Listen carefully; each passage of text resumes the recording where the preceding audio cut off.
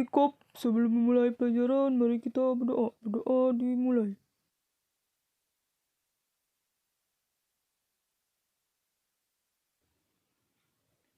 Berdoa selesai. Sikap beri salam. Assalamualaikum warahmatullahi wabarakatuh. Waalaikumsalam warahmatullahi wabarakatuh. Hari ini Ibu akan membahas materi tentang cerita pendek yaitu cerpen. Yang akan Ibu bahas yaitu pengertian cerpen, nilai-nilai cerpen, unsur-unsur pembangun cerpen, struktur dan kaidah cerpen, dan langkah-langkah mengonstruksi cerpen. Ini contoh-contoh dari buku cerpen. Ada yang tahu pengertian cerpen? Aku, Bu. Cerpen adalah cerita pendek yang mengisahkan satu tokoh utama saja. Ya, betul. Cerpen merupakan suatu karya sastra dalam bentuk tulisan yang mengisahkan tentang sebuah cerita fiksi lalu dikemas secara pendek, jelas, dan ringkas. Fiksi adalah cerita hayalan atau tidak nyata. Dalam dunia nyata, misalnya Rafael itu hanya seorang siswa yang bersekolah di SMK Pasundan 2 Bandung. Rafael ingin membuat cerpen yang menceritakan Rafael itu orang yang kaya. Maka itu dinamakan fiksi, karena itu sebuah hayalan Rafael. Lalu ada nilai-nilai yang terkandung pada cerpen. Yang pertama ada nilai agama. Nilai agama adalah nilai yang berkaitan dengan agama. Misalnya di sekolah, Kalista dan Salsa berteman. Kalista memakai hijab, sedangkan Salsa tidak. Lalu Kalista memberitahu nih kepada Salsa untuk selalu memakai hijab. Maka nilai agama yang bisa diambil dari cerita itu ketika Kalista memberitahu Salsa untuk memakai hijab karena memakai hijab dalam Islam hukumnya wajib. Yang kedua ada nilai sosial. Nilai sosial adalah nilai yang berkaitan dengan norma masyarakat. Misalnya pada suatu hari Bagas pergi naik kereta. Bagas duduk di kursi lalu datang seorang ibu hamil dengan posisi berdiri dikarenakan kursi sudah penuh. Maka Bagas pun menawari ibu tersebut untuk duduk. Nilai sosial yang bisa diambil yaitu ketika Bagas mempersilakan ibu hamil untuk duduk. Yang ketiga ada nilai budaya. Nilai budaya adalah nilai yang berkaitan dengan adat istiadat. Misalnya Anggun dan Kalista bersahabat. Di sekolah sedang mengadakan perlombaan tari daerah. Anggun kemampuan dalam menarinya biasa-biasa saja, mengajak Kalista untuk mengikuti perlombaan tersebut. Kalista pun mengiyakan tawaran itu asalkan Anggun ikut dan mengajak Anggun untuk belajar tarian jaipong bersama, hingga bisa memenangkan perlombaan, dan mengharumkan tarian daerah bersama-sama. Maka nilai budaya yang diambil yaitu tarian jaipong yang ingin diharumkan oleh Kalista dan Anggun di perlombaan tarian daerah. Yang keempat ada nilai moral. Nilai moral yaitu nilai yang berkaitan dengan tingkah baiknya buruk seseorang. Misalnya Sopian anak yang pintar, tetapi Sopian hanya ingin berteman dengan anak-anak yang pintar juga. Maka nilai moral yang diambil yaitu Sopian yang memilih teman untuk lingkungan pertemanannya. Lalu ada nilai pendidikan. Nilai pendidikan adalah nilai yang berkaitan dengan pendidikan. Misalnya ada seorang bapak yang kerja serabutan, menyuruh anaknya untuk selalu belajar agar ia bisa masuk kuliah dan tidak seperti bapaknya. Maka nilai pendidikan yang bisa diambil yaitu seorang bapak yang meminta anaknya untuk terus belajar karena tidak ingin anaknya seperti bapaknya. Lalu ada unsur ekstrinsik. Unsur ekstrinsik dibagi menjadi dua yaitu latar belakang penulis dan nilai-nilai yang terkandung pada cerpen. Latar belakang penulis ada dua yaitu riwayat hidup penulis dan kondisi psikologis penulis. Riwayat hidup penulis yaitu contohnya nama lengkap penulis, tempat tanggal lahir penulis, pendidikan penulis, pokoknya semua informasi atau data diri penulis, mulai dari aktivitas dan segala formalitas penulis. Sedangkan kondisi psikologis yaitu misalnya ibu ingin membuat cerpen, dan kondisi psikologis ibu pada saat membuat cerpen yaitu sedang berbahagia, sedang jatuh cinta, maka cerpen yang ibu buat pasti tentang percintaan. Ada unsur intrinsik. Unsur intrinsik dibagi menjadi 7, yaitu tema, tokoh, penokohan, alur, latar, sudut pandang, dan amanat. Apa itu tema? Tema adalah gagasan atau ide pokok dalam membuat cerpen. Tema sangat penting dalam cerpen karena tema menentukan isi dari cerpen. Misal ada sebuah cerpen berjudul Dodoli Pret, pasti yang kalian pikir ceritanya lucu. Padahal isi dari ceritanya itu tentang kepercayaan seseorang.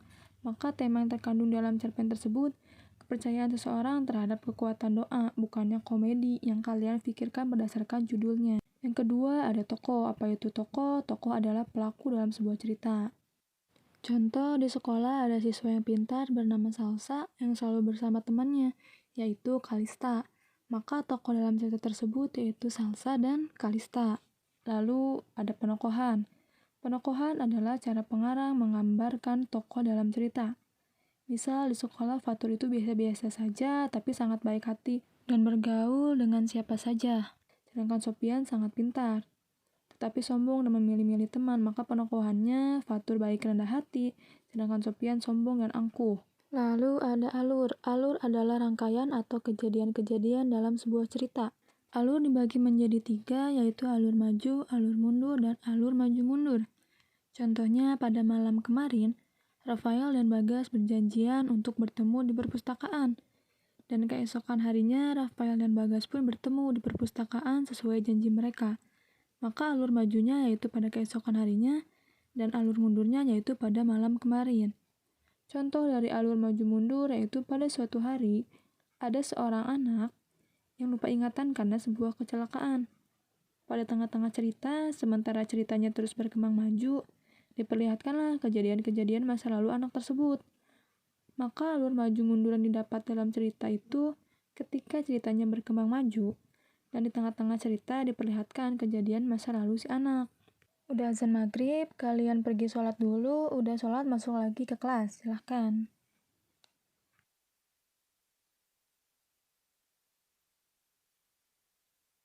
Sekarang materinya kita lanjutkan lagi ya. Yang kelima ada latar. Latar itu suatu keterangan yang berada di dalam cerita. Rafael, latar ada apa aja? Ada latar waktu, latar tempat, dan latar suasana. Oke, contohnya nih. Fatur pada pagi hari dengan Bagas pergi olahraga di suatu komplek terkenal di Bandung. Lalu Bagas melihat ada pengemis di pinggir jalan dan ada seorang ibu mendatangi pengemis tersebut dan memberi makan. Maka latarnya apa? Latar waktunya jam berapa? Latar waktunya pada kapan? Pagi. Tempatnya? Di Komplek. Kalau latar suasananya? Terharu. Ya benar, terharu karena si Bagas melihat ibu tersebut memberi makanan. Lalu yang keenam ada sudut pandang. Sudut pandang itu arah pandang si pengarang yang diberikan kepada si pembaca. Rafael, apa ini boleh disimpan dulu? Enggak. Aduh, air gimana sih kamu? Air juga main apa ini? Main ya udah. Sudut pandang dibagi menjadi 3. Ada sudut pandang orang pertama, sudut pandang orang kedua, dan sudut pandang orang ketiga. Contoh sudut pandang orang pertama yaitu kayak aku, saya. Kalau orang kedua yaitu kau itu diantara aku dan dia. Aku tahu sudut pandang orang ketiga. Apa? Aku, Bukan, dia, kalau sudut pandang orang dan dia. Iya. Sudut pandang orang ketiga itu contohnya kayak nama, misalnya Salsa dan Kalista, berarti itu sudut pandang orang ketiga. Dan terakhir ada amanat. Amanat itu apa Sofian? Tahu nggak? Yang ingin disampaikan oleh pembuat cerpen Bu. Misalnya ada cerpen tentang maling kundang. Amanatnya apa? Salsa tahu nggak amanat dari cerpen maling kundang? Jangan durhaka, Bu. Betul, itu contoh dari amanatnya.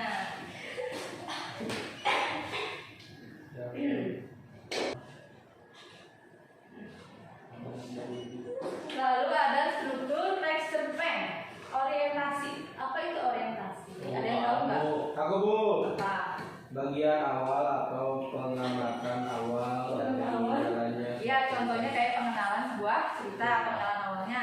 Contohnya kayak pada suatu pagi ada seorang keluarga beranggotakan bapak mulia, istri mulia, dan anaknya itu bernama Adit. Contohnya itu kan awal pengenalan cerita. Yang kedua ada komplikasi. Komplikasi itu awal terjadinya konflik. Gimana nih contohnya? Contohnya itu misalnya pemulia itu kan di dalam cerita tersebut dia orang kaya, tapi suatu hari dia bangkrut, lalu menyumbangkan yang berdampak kepada istri dan Anaknya. Yang ketiga ada klimaks. Klimaks itu puncaknya suatu cerita, di mana contohnya ada pemulia itu kan bangkrut, berarti puncaknya itu ketika pemulia bangkrut, istrinya malah meninggalkannya dan anaknya pun diejek oleh teman-teman sekolahnya karena dia miskin. Ya. Yang terakhir ada resolusi. Resolusi itu suatu penyelesaian dalam sebuah cerita. Misalnya ini karena pemulia ini gigih, giat dan bersemangat, dia memulai kembali bisnisnya dari awal, sehingga bisnisnya itu berkembang dengan pesat dan ia dengan anaknya ini menjadi berkecukupan lagi. Berarti itu adalah contoh dari Resolusi. Ye. contoh kaidah kebahasaan cerpen. Memuat kata sifat yang mendeskripsikan pelaku seperti penampilan fisik juga kepribadian tokoh yang diceritakan dalam cerpen. Contohnya sosoknya tinggi atau perawakannya gagah, rambutnya berubah dan sifat tokoh lainnya. Kayak contohnya mendeskripsikan Sofian, coba Salsa deskripsikan Sofian itu kayak gimana? Sofian itu memakai kacamata. Ya contohnya seperti itu. Berarti kan ketika Salsa ngomong seperti dengan contoh kata sifatnya aja kita sudah kebayang jadi maksudnya adalah ya itu yang dimaksud dengan kata sifat. Yang kedua memuat kata keterangan untuk mendeskripsikan latar waktu, tempat dan suasana. Contohnya di pagi hari yang cerah, di kebun bambu yang rimbun dengan dedaunan dan sebagainya. Bagas coba latar waktunya mana? Kalau latar tempatnya? Kalau latar suasananya? Sejuk karena rimbun di kebunnya. Yang ketiga bisa menggunakan gaya bahasa yang bersifat konotasi. Contohnya seperti ini. Konotasi itu kata tambahan ya. Pucuk langit itu kan kalau di daun itu pucuk itu di atas ya. Ya. Berarti misalnya nih Salsa itu murid yang pintar, sudah pintar dia tambah pintar, ngerti nggak sih? Berarti saat itu Salsa itu seorang perempuan yang pucuk langit karena dia udah pintar tambah pintar. Lalu ada memanggang bus. Ada itu memanggang bus artinya apa? Apa Bu? Memanggang bus. Memegang bus. Memanggang bus itu misalnya Fatur pergi ke stasiun terminal. Panas nih cuacanya, udah panas. Dia di dalam bis, AC-nya dimatiin, mesinnya dinyalain. Berarti kan jadi terpanggang, ngerti nggak? Memanggang bus itu udah panas, jadi tambah panas. Yang ketiga ada bajing loncat. Ada nggak bajing loncat? Tahu. Rafael tahu apa? Loncat Bu. Bener Fatur. Bajing loncat itu jawabannya mereka mengambil barang. Mulai terminal. Dan muluk terminal. Ada yang tahu muluk terminal?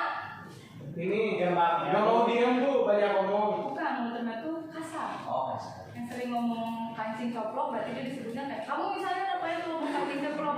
Berarti dia dibilangnya Rafael seorang anak yang mempunyai mulut terminal. Yang keempat ada menggunakan dialog diawali dengan tanda kutip. Misalnya saya pergi ke toko bunga pada pagi hari, lalu ada pemilik toko bunga menghampiri saya. Tanda kutip, ibu mencari bunga apa? Tanda kutip contohnya gitu. Ngerti nggak Rafael? Ya Bu. Yang kelima bahasa yang digunakan tidak harus formal atau baku. Contohnya padang malu padanya. Ya berarti bahasanya nggak usah formal, bisa kayak gue lu, bisa kayak gitulah contohnya, ngerti ya teman. Saya sedih sekali Bu. Ibu terlihat bahagia. Ya betul.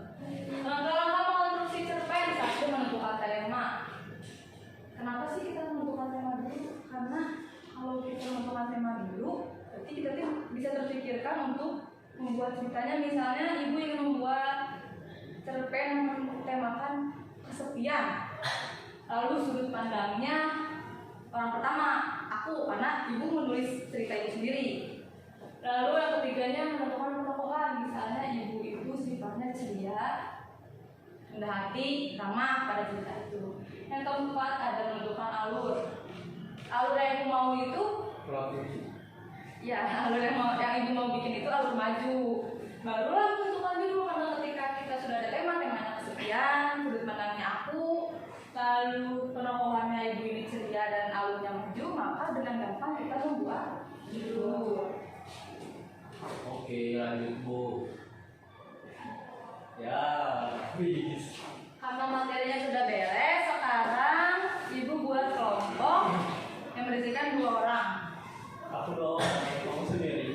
Enggak, berhitung aja coba. 1, 2, 3. Ini salah berarti 1 sampai 3. Ya, 1 sampai 3 coba. 2, 3. Berarti coba duduknya yang 1 sama 1, yang 2 sama yang 2, yang 3 sama 3. Apa tiga? Mau dibaca.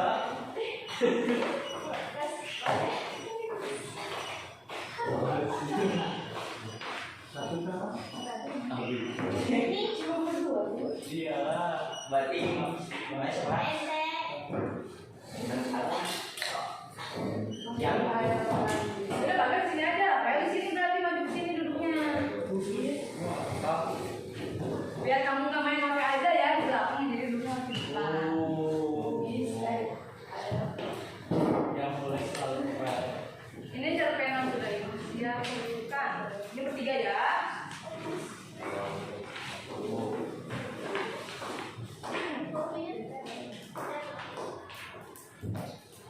Sekarang ibu beri waktu kalian 20 menit untuk membaca lalu dikerjakan pertanyaannya ada di belakang. Ibu.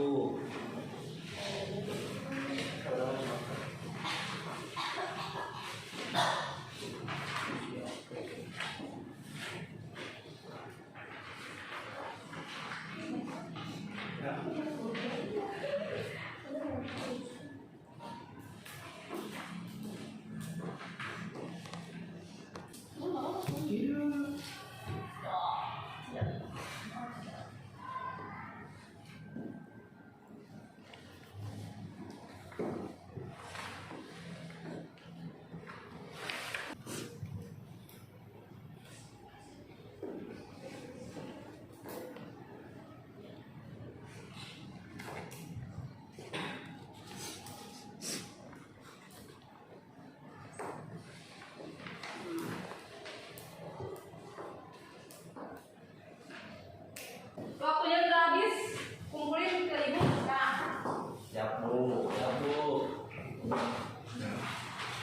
Kamu gimana sih mas? Tunggu gua, aku nomor 5 dulu.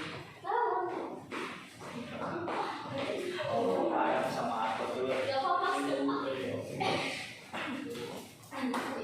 Udah ya semuanya. Sudah bu. Sekarang waktunya kita bermain game. Ini hanya game kecil-kecilan aja ya, biar nggak terlalu tegang. Oke bu. Bentar ibu buka dulu. Ambil satu.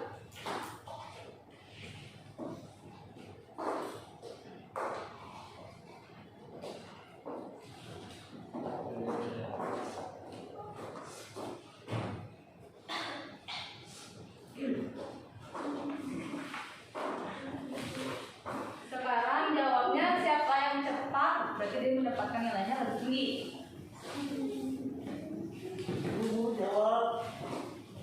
Bu aku bu. Ya. Tema adalah inti permasalahan yang hendak dikemukakan pengarang dalam kajiannya. Pertanyaannya apa dulu? Ini pertanyaannya apa yang dimaksud dengan tema? Jawabannya? Tema adalah inti permasalahan yang hendak dikemukakan pengarang dalam karyanya. Bener nggak? Benar. Coba Bagas jawab pertanyaannya. Satu. Salsa boleh duduk dulu. Coba. Satu orientasi, dua komplikasi, tiga resolusi, empat klimas, dan kelima produk. Bener nggak apa jawabannya? Benar bu. Tuh. Coba lagi, coba. Bisa jawab. Sebutkan unsur intrinsik. Unsur Intensif.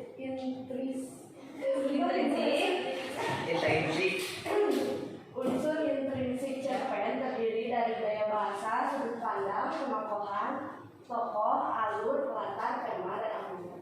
Bener nggak sama jawabannya? Betul. Oke, sekarang kita main lagi. Coba, ambil.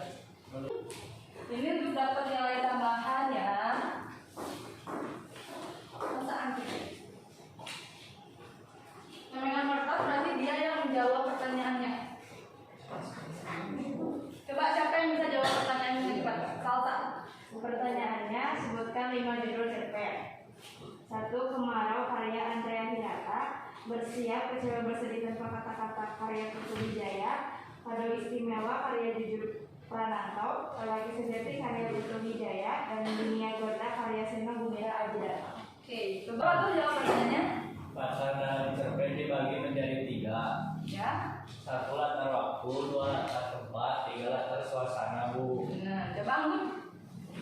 Sebutkan nama-nama produksi cerpen. 1. Menentukan tema. 2. Menentukan sudut pandang. 3. Menentukan penokohan. 4. Menentukan alur.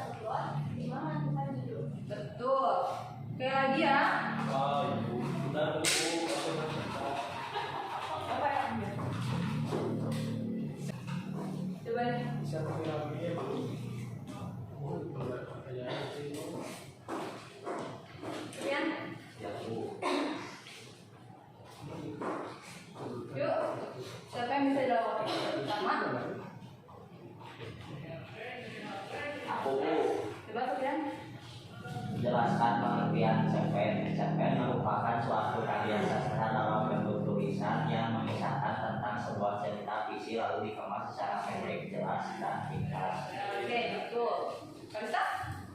Apa saja yang terdapat pada latar belakang pengarang? 1. Riwayat hidup penulis dan kondisi psikologis. Namanya?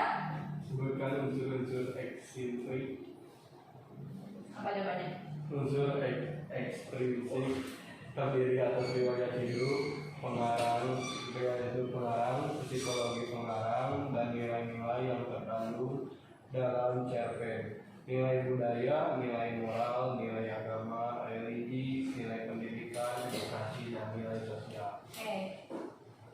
Sekarang Ibu membuka sesi tanya jawab. Apakah ada yang ingin ditanyakan kepada Ibu? Sebelum kita ulang? Siapa dulu? Coba Rafael. Saya Rafael ingin bertanya, Ya. apa bedanya autobiografi dan biografi? Kalau autobiografi itu di mana si pengarang menulis cerita tersebut berdasarkan pengalamannya sendiri. Maka autobiografi itu diwajibkan untuk adanya unsur ekstrinsik yang tadi Rafael sebutkan. Riwayat hidup, kondisi psikologis, nilai sosial, nilai moral, nilai agama, nilai pendidikan, dan nilai budaya. Lalu ada yang mau bertanya lagi? Aku Bu, Ya. Bu kalau misalkan perbedaan novel sama cerpen itu apa Bu? Ada yang tahu nggak di sini? Pak tahu nggak? Nggak tahu Bu. Anggun? Masih kurang. Ya, kalau Pendek. ya maksudnya kalau novel itu teksnya lebih panjang, kalau cerpen itu lebih pendek. Lalu kalau novel itu alurnya lebih rumit. Kalau cerpen itu lebih sederhana. Terus tokohnya kalau cerpen itu hanya satu, kalau novel Banyak. Oh itu Bu. Mari kita akhiri pelajaran ini dengan Ibu menyimpulkan materi yang tadi ya. Oke Bu. Yang tadi Ibu jelaskan itu apa? Cerpen kan? Cerpen, Bu. Cerpen itu merupakan karya sastra yang berisikan sebuah cerita fiksi atau cerita rekaan yang dikemas dengan pendek, jelas, dan ringkas. Cerpen dibagi menjadi dua unsur intrinsik dan unsur Ekstrinsik. Ya, unsur intrinsik terdiri dari tema, tokoh, penokohan, alur, sudut pandang, gaya bahasa, dan makna. Sedangkan unsur ekstrinsik dibagi menjadi latar belakang penulis, riwayat hidup penulis, kondisi psikologis penulis, dan nilai-nilai yang terkandung dalam cerpen seperti nilai moral, sosial, agama, pendidikan, dan budaya. Sudah mengerti belum? Tidak ada yang mau bertanya lagi? Tidak ada. Karena sudah tidak ada yang bertanya lagi, silakan dibereskan dulu bukunya. Lalu kita mulai siap-siap untuk pulang ke rumah masing-masing.